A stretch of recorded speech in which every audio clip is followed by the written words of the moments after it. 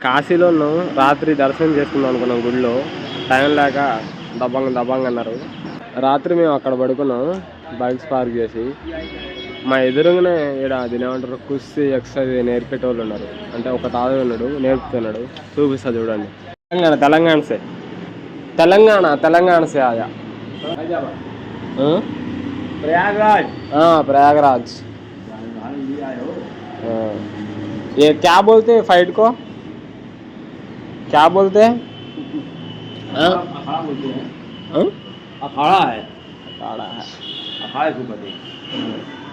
कोई नहीं है, तुम है।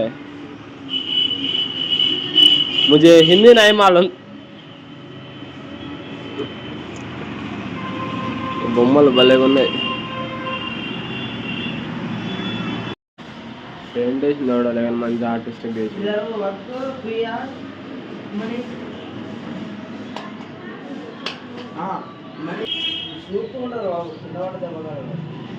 మెత్తగా ఉంది.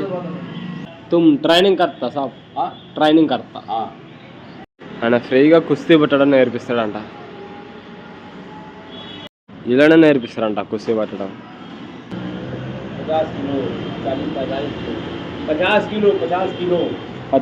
50 kg, 50 kg ఉంటుందండి.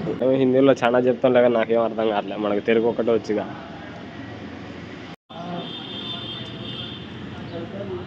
ఆ పెద్ద మనిషి ఒక్క ఆయన ఉంటాడంట, నేర్పిస్తాడంట ఫ్రీగా. ఇట్లా వస్తారు, అట్లా కుస్తీ పడతారు. మా వాడు ఏం చేస్తాడు. 300 ఉంటుంది. ఇవన్నీ అట్లా లేపాయి. అది ఆ పెద్ద ఆయన ఒక్కడే ఉంటాడంట. ఇక్కడ ఫ్రీగా ట్రైనింగ్ ఇస్తారంట కావాలంటే. రోజు పూజలు చేసుకుంటా. దాన్ని ఏమంటారు,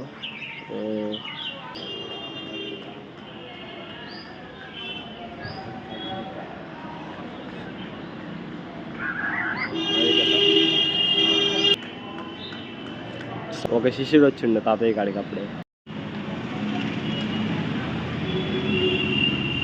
వెళ్ళిపోందా వాళ్ళు పోతున్నా. స్నానం చేద్దాను పోతున్నా గంగా నది.